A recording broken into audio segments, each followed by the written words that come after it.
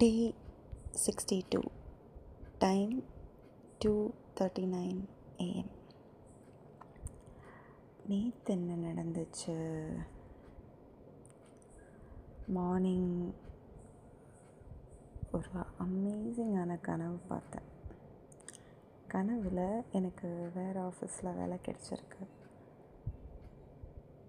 நான் ஒருத்தர்கிட்ட பை, இனிமேல் நம்ம பார்க்க மாட்டோம் அப்படின்னு சொல்லிட்டு அவ்வளோ வலியோடு அந்த இடத்த விட்டு போகிறேன். இதுதான் கனவு. வாவ், இந்த கனவு நிஜமானா நல்லாயிருக்கும் அப்படின்னு தோணுச்சு. அதுக்கப்புறம் கொஞ்சம் டயர்டாக தான் இருந்தேன். கிராம்ஸு கொஞ்சம் இருந்துச்சு. அதுக்கப்புறம் எந்திரிச்சிட்டு காஃபி வச்சுட்டு சருவை ஃபோன் பண்ணேன்.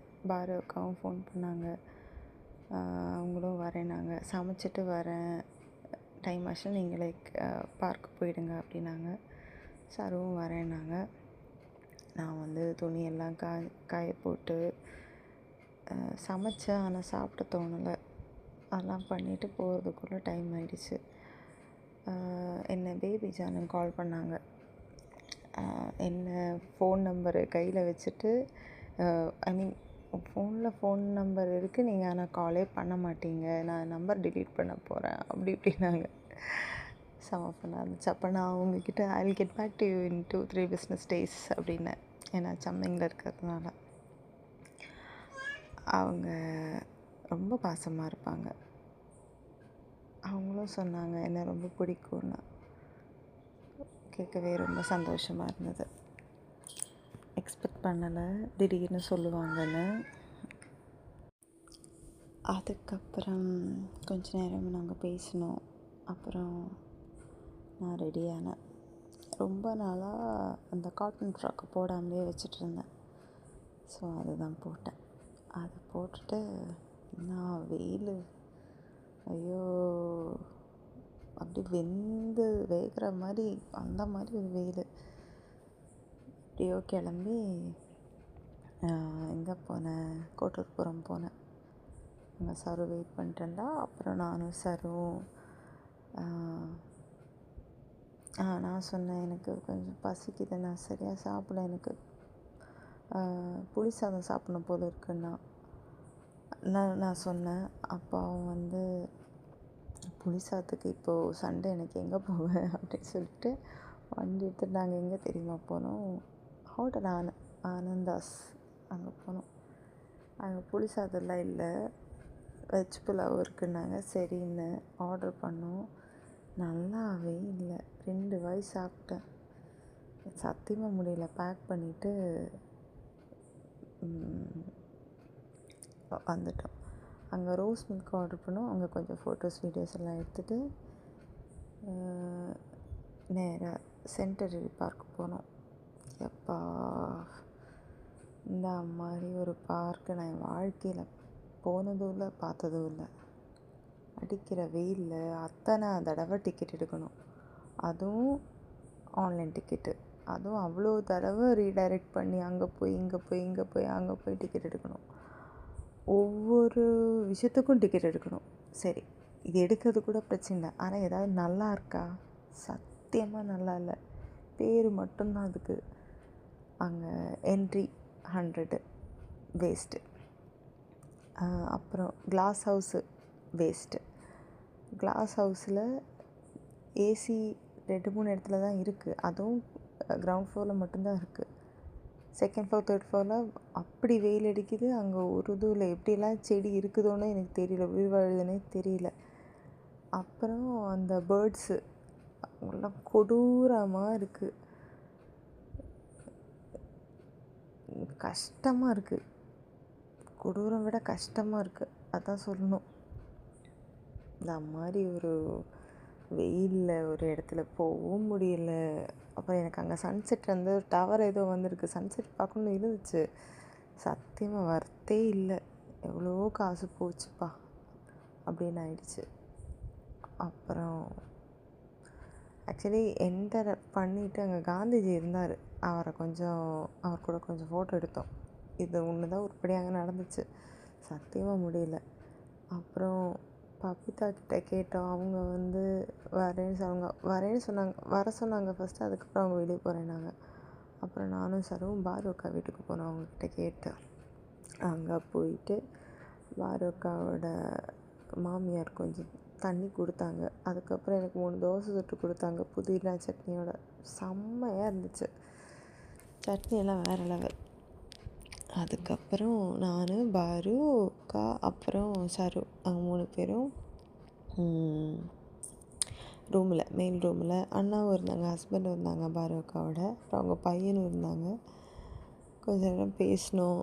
செம்மையாக சிரித்தேன். ஐயோ, அங்கே ஒன்று தான், அந்த வெயிலில் அங்கே போய் கொஞ்ச நேரம் ஏசி போட்டு அங்கே இருந்தப்போ தான் அவ்வளோ நிம்மதியாக இருந்துச்சு. பாரு அக்காவோட பையன் 9th ஸ்டாண்டர்ட் படிக்கிறான். ஐயோ, அவன் ஸ்டோரி தான் வேறு லெவல். அவன் புள்ளிங்கோ மாதிரி பண்ணுவான். ஓகேவா? சரவணா அவனை ஸோ அப்படி தான் கூப்பிடுவான். சும்மா குடும்பத்தில் குழப்பம் பண்ணி விட்டுருவான் சரு. உங்கள் அம்மா மட்டும் வெளியே போகிறாங்க, நீ ஏன் போகல, அந்த மாதிரி. அப்புறம் நான் கூட இவ்வளோ நாளாக நினச்சேன் பாரு தான் குழந்தைய கண்ட்ரோல் பண்ணுதுன்னு. பார்த்தா கண்ட்ரோல் பண்ணியும் அவன் இப்படி தான் இருக்கான். அவங்க அப்பா தான் அவ்வளோ அடிக்கிறாங்க. நான் கூட நினச்சேன், ஐயோ அடிச்சு பையன் இப்படி ஆனானா தருதலைக்கும் தருதலைன்னா அந்த பையன்தான். அதாவது 6th ஸ்டாண்டர்ட் டு 8th ஸ்டாண்டர்டில் நடந்த கதை தான். அவன் எங்கள் அம்மா கிட்ட சொல்கிறாங்க ஒரு நைட்டு, அம்மா உங்ககிட்ட நான் கொஞ்சம் விஷயம் ரிவீல் பண்ணணும். எனக்கு 6 to 8th மொத்தம் 9 கேர்ள் ஃப்ரெண்டா. ஒவ்வொரு மாதம் ஒவ்வொரு பொண்ணா. அவனாவே லவ் பண்ணுவான். அப்புறம் அவனுக்கு போர் அடிச்சுன்னு கழட்டி விட்டுருவானா. ஓ மை காட், ஒவ்வொரு பொண்ணு கதையாக சொல்கிறான். சிரித்து செம்மையாக சிரிச்சிட்டோம். அப்புறம் சரவணன் சொன்னான், ஸோ உனக்கு வாய் தான் பிரச்சனை அப்படின்னு. ஏன்னா ஏதோ ஒரு பொண்ணை இந்த பையனை லவ் பண்ணது சொல்லி டிஸ்டர்ப் பண்ணானா. அப்புறம் அவங்க வீட்டில் தெரிஞ்ச பிரச்சனை ஆயிடுச்சான். அப்புறம் இவன் வீட்டில் அவங்ககிட்ட அந்த பொண்ணுக்கிட்ட பேசாதன்னு சொன்னாங்களாம். அப்போ இவன் நான் அந்த பொண்ணுக்கிட்ட பேச மாட்டேன், நான் மகதியை தான் லவ் பண்ணுறேன் அப்படின்னா. அடி செருப்பாலன்னு சொல்லி அவங்க அப்பா அவனை நல்லா அடிச்சிட்டாங்களாம். இது ஒரு கதை. அப்புறம் இந்த 9 லவ் அந்த ஒரு கதை. அப்போது பாரு அக்கா தான் சொன்னாங்க, அந்த பொண்ணு இவன் பின்னாடி வரல, இவன் தான் அந்த பொண்ணு 10th ஸ்டாண்டர்டு, இவன் 9th ஸ்டாண்டர்டு. அந்த பொண்ணுக்கு ஆல்ரெடி ஒரு பாய் ஃப்ரெண்ட் இருக்குது. அது தெரிஞ்சு இவன் போய் லவ் பண்ணான். அவனுக்கு அப்புறம் அந்த பொண்ணு ஓரளவுக்கு இவனை லவ் பண்ணுற மாதிரி அனுப்பி இவன் கழட்டி விட்டு வந்தான். அதுதான் அந்த பொண்ணு மெசேஜ் அனுப்புன்னு பாரு அக்கா சொல்கிறாங்க. ஐயோ, இப்போவே இவன் இப்படியான்னு சொல்லி நிறைய சிரிச்சிட்டோம். அப்புறம் அவனுக்கு எங்கேயோ வெளியே போகணும் ஃப்ரெண்ட்ஸோட. பாரு அக்காவும் விட மாட்டேங்கிறாங்க, அவங்க அப்பாவும் விட மாட்டேங்கிறாங்க. அவன் அவ்வளோ கெஞ்சுறான். அப்படி இப்படிலாம் கெஞ்சுறான். அப்புறம் அவன் ஃப்ரெண்டு விகாஸ், அவன் பேர் சேவ் பண்ணி வச்சுருக்கான், குட்டி குஞ்சுன்னு சேவ் பண்ணி வச்சுருக்கான். அப்போ பாரு அக்கா பார்த்து, என்ன குட்டி குஞ்சு சொல்லி உனக்கு மட்டும் அவ்வளோ பெரிய குஞ்சா, அவ்வளோ பெரிய குஞ்சு பாரு, டிலீட் பண்ணா, சேவ் பண்ணா அப்படின்னு சொல்லி செம்ம கலாய்க்கு. ஐயோ, சிரிச்சு எனக்கு வயிறு அப்படி வலிச்சிடுச்சு. அப்புறம் பாரு அக்கா ஃப்ளவரை சைடில் படுத்துக்கோமா அப்படின்னு சொல்லி அந்த ஏசியில் அந்த பெட்டில் சரு மேலே காலை வச்சு அவன் காலை அமுக்கி விட்டு அப்படியே படுத்துட்டேன். லைட்டாக மயக்கம் தூங்குற மாதிரி இருந்துச்சு. திடீர்னு அந்த பையன் கொஞ்சம் சத்தமாக பேசுகிறப்ப நான் எந்திரிச்சிட்டேன். அப்புறம் நானும் பாரு அக்காவும் சரு இதெல்லாமோ பேசினோம், கொஞ்சம் சிரித்தோம். கொஞ்சம் இல்லை, நிறைய சிரித்தோம். என்னென்னலாமோ சொல்லி சிரித்தோம். அப்புறம் எந்த கதை சொன்னோம், இப்போது ஜாக்கெட்டு பேக்கில் ஹூக்கு இருக்கிற ஜாக்கெட்டு அவங்க போட மாட்டாங்களே, ஏன்னா தனியாக போட கஷ்டம் அப்படின்னாங்க. அப்போ நான் சொன்னேன், எதுக்கு கஷ்டப்பட வேணாம்னு சொல்லி நான் ஹேக்கு சொல்லி கொடுத்தேன். அதாவது ஜாக்கெட்டு ஃப்ரெண்டில் அதாவது திருப்பி போட்டுட்டு ஃப்ரெண்டில் ஹுக்கு போட்டுட்டு ஜாக்கெட்டை ரொட்டேட் பண்ணால் போட முடியும். ஸோ அதை நான் காமிச்சு கொடுத்தேன். அதுக்கப்புறம் வேறு என்ன, மென்ஸ்ட்ரல் கப்பு கதை. ஸோ இதுக்கு முன்னாடி நான் ஒரு 4-5 இயர்ஸ் முன்னாடி வந்து ஃபஸ்ட்டு நான் மென்ஸ்ட்ரல் கப்பை யூஸ் பண்ண போகும்போது நான் வந்து மதுக்கிட்ட சொல்லியிருந்தேன், என் பேபிம்மா கிட்ட சொல்லியிருந்தேன், எப்படிம்மா அது யூஸ் பண்ணுறது ரொம்ப கஷ்டமாக இருக்கும், ஒவ்வொரு தடவை யூரின் போகும்போதும் கஷ்டமாக இருக்கு, கழட்டணும் அப்படின்னு. அப்பாவை ஒரே சிரிச்சுட்டு கொஷினும் கேட்டா, நீ எதுக்குமா ஒவ்வொரு டைம் போகும்போதும் கழட்டுற, பீ ஹோல் வேறு இந்த ஹோல் வேறு இல்லை அப்படின்னு. அப்போ நான் நினச்சேன், ஓ மை காட், என்னோடய செக்ஸ் எஜுகேஷன் இவ்வளோதானா, இது கூடவா எனக்கு தெரியாமல் இருக்குது அப்படின்னு. பாரு அக்காவும் இதே கேள்வி கேட்டாங்க. எனக்கே கஷ்டமாயிடுச்சு. 9ஆம் கிளாஸ் படிக்கிற ஒரு பையன் இருக்க, இன்னும் நம்ம பாடி பற்றி நமக்கே தெரியலை அந்த மாதிரி. அதுக்கு கொஞ்சம் சிரித்தோம். அதுக்கப்புறம் பாரு அக்கா பிரியாணி வச்சுருந்தாங்க, சிக்கன் பிரியாணி. நான் வந்து தோசை தான் சாப்பிட்டேன். அப்புறம் நாங்கள் எல்லாம் கார் எடுத்துகிட்டு வெளியே போயோம். பாரு அக்கா வந்து கார் ஓட்ட ப்ராக்டிஸ் பண்ணுறதுக்கு காரை ஓட்டுறதுலேயே வந்து நாங்கள் பிரியாணி சாப்பிட்டுட்டு இருந்தோம். நான் பிரியாணி சாப்பிட்ருந்தேன். எனக்கு டிஃபன் எடுத்து கொஞ்சம் கொடுத்தாங்க. பேக்கில் நான் கொஞ்சம் பிரியாணி சாப்பிட்டே வந்தேன். அக்கா கார் ஓட்டிட்டு அது ஒரு ஃபன்னு. அப்புறம் காரெல்லாம் ஓட்டி திரும்ப போகிறதுக்கு முன்னாடி நாங்கள் காஃபி குடிக்க நின்னோம். அப்போது 3 பொண்ணுங்க வந்தாங்க. ஒரு பொண்ணு சூப்பராக இருந்துச்சு, எனக்கு ரொம்ப பிடிச்சிருந்தா, ஹைட்டாக நல்லா எனக்கு பிடிச்ச மாதிரி ஒரு பொண்ணு. அப்போ சரவணன் கலாய்ச்சான், ஃப்ளவரு வர பொண்ணுங்களை பார்க்க ஆரம்பிச்சிட்டு, சரியில்லை உனக்கு சக்கரை வேணும்னு சொல்லி கலாய்ச்சிட்டே இருந்தான்.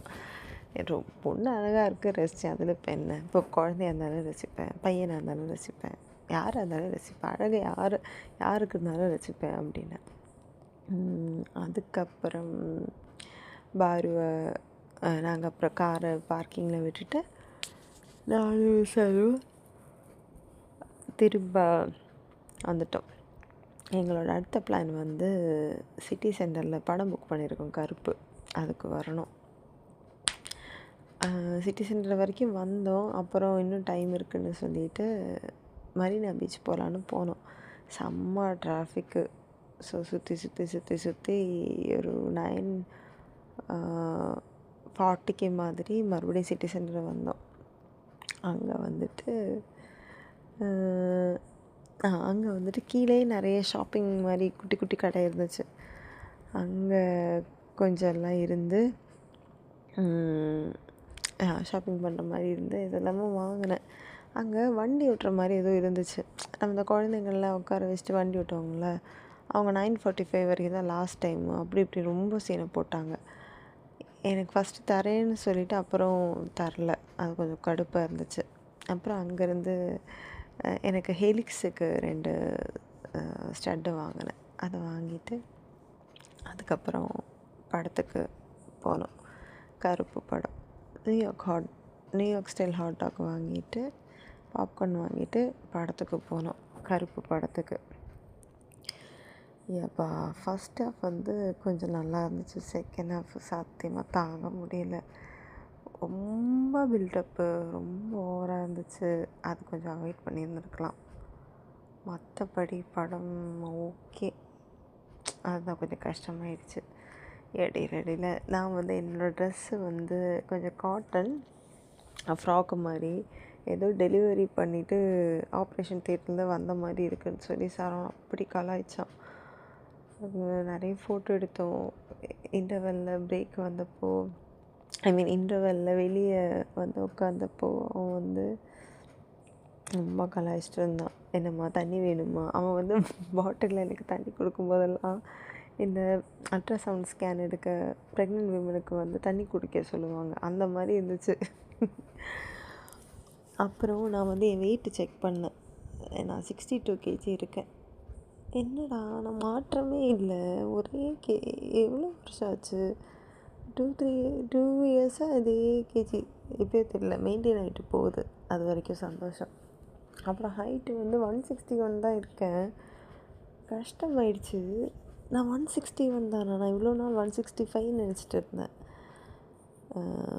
161 தான் இருக்கேன். அப்புறம் வேறு என்ன, சரு வந்து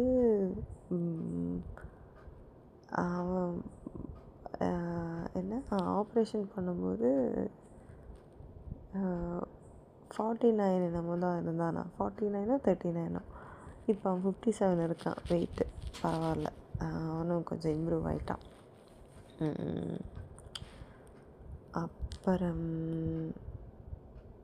வேறு என்ன நடந்துச்சு?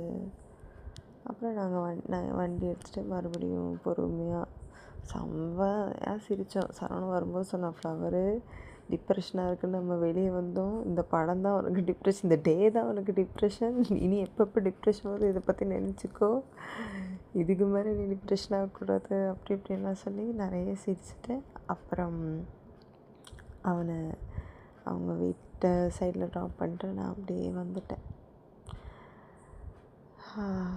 வீட்டுக்கு வந்தால் பூனை சாப்பாடெலாம் செதறி கிடக்குது. 2 பேரும் சண்டை, மூனியும் ஷேடோவும். அதுக்கப்புறம் அதெல்லாம் வந்து க்ளீன் பண்ணி கீழே குப்பை வச்சு, அப்புறம் நான் 2-3 நாயை பார்த்தேன். அவங்களுக்கு பெடிகிரி வைக்க போனால் அவங்கெல்லாம் வரவே இல்லை. பயந்து பாவம், அவ்வளோ பயந்தாங்கோலின்னு இல்லை, பயமுறுத்தி வச்சுருக்காங்க. கஷ்டமாயிடுச்சு. அதுக்கப்புறம் மேலே வந்து குளித்து இப்போ தான் படுத்தேன். அவ்வளோதான், டேட்டா.